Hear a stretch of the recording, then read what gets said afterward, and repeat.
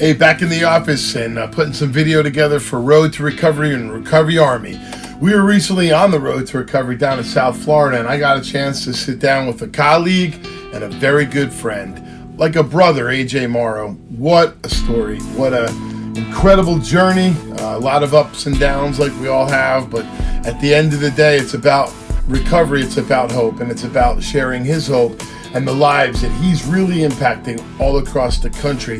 Down in South Florida on the road to recovery with AJ. So I'm really grateful for my parents, and I look back at my childhood today and I just think, I feel like they did the best that they could by me.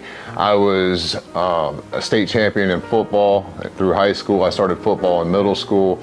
I played all sports, basketball, baseball, and I had a really good childhood. I had a lot of good friends, and in sports, a lot of the times on the weekends after school, we would come to my house and we would drink beer, and we would hang out on the weekends, stuff like that.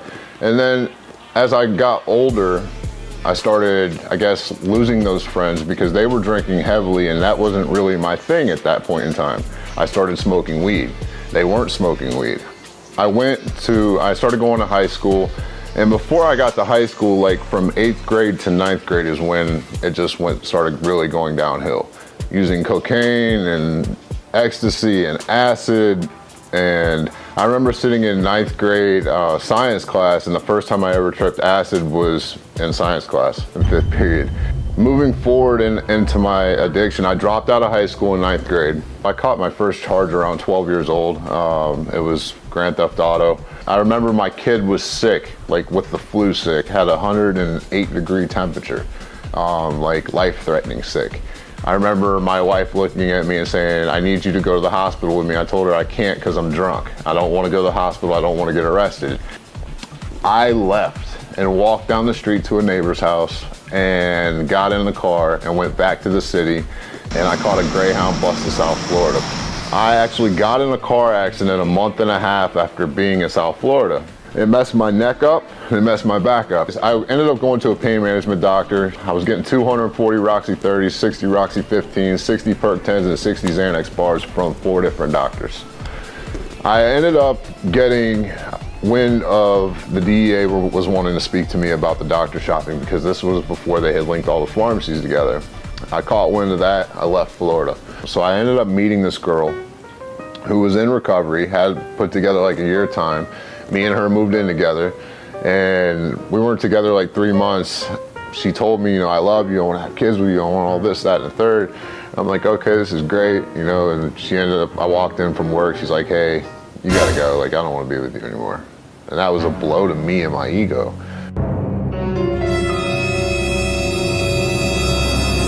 I ended up doing a gram of heroin, or I did actually 8 caps of heroin and a gram of cocaine, and I died.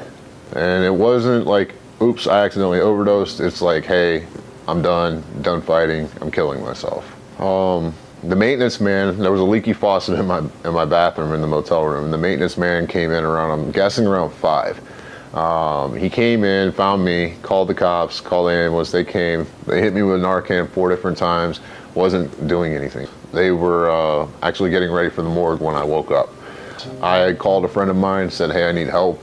They got me into a treatment center. Because I had that job for, the 3 years, I was actually able to have insurance. And I took it, and I went, and I got help. I went to a detox in Port St. Lucie, Florida, got better, and then I actually came to a place in Lantana, Florida called Comprehensive Wellness Centers. I got into these groups, I met a guy. The guy actually introduced me to AA and told me, he's like, hearing your story, I think you're an actual alcoholic. I'm like, okay. I said, but I just told you, I just overdosed on heroin. He said, yeah, I understand. He said, but that 3.5 years that you said you had put together, you were drinking. And that sooner or later led you back to, suicide by heroin. And it was because I had never worked a fellowship. I never went into treatment and, got help. I never talked to anybody. I had no tools. I had nothing, no coping mechanism at all. I remember it was like my 30 days. I had like 30 days at this point. I had finally hit my knees and got honest, willing, and open-minded. And I hit my knees and talked to God for like 45 minutes. It was a long conversation, a lot of crying, a lot of resentments that I was getting off my chest to him, about everything that was going on in my life, including him. I took every suggestion that was thrown at me. I started going to meetings. I started working steps. They would tell me, my sponsor would tell me to do something, I would do it. I would ask him, okay, now what's next? I got willing, got honest, and just kept looking forward, kept like moving my feet. I never wanted to get comfortable, because when I got comfortable, that's when I get content, and when I get content, things start messing up. I always had this gaping hole inside of me, and I filled it with drugs and alcohol.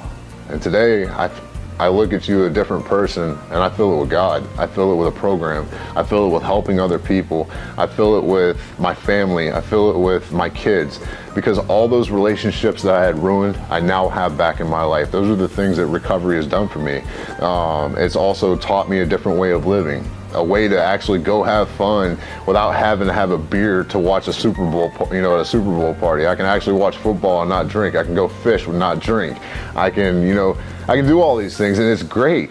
And that's the thing recovery has done for me. It's lifted my obsession to drink and drug. And for that, I'm forever grateful. And now I live with two guys that I call brothers. They're like my best friends. We fight, we argue, but at the end of the day, we have each other's backs. We're our support system.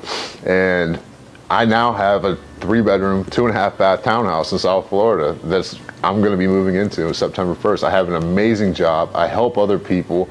And that's the best thing, is being able to give back what was so freely given to me. And I just absolutely love this program and what it's done for my life. And I hope you guys choose recovery, because that's the way to go. Thanks. AJ, thanks so much for what you do. Thanks for the lives that you touch. Thanks for helping me help other people. And thanks for sharing your story of hope and recovery with Recovery Army. On the road to recovery, back from South Florida, on our way to the next destination. I'm Michael DeLeon, and we'll see you on the next episode of On the Road to Recovery. Thank you so much for watching On the Road to Recovery. You can see this episode and all our episodes at www.recoveryarmy.com.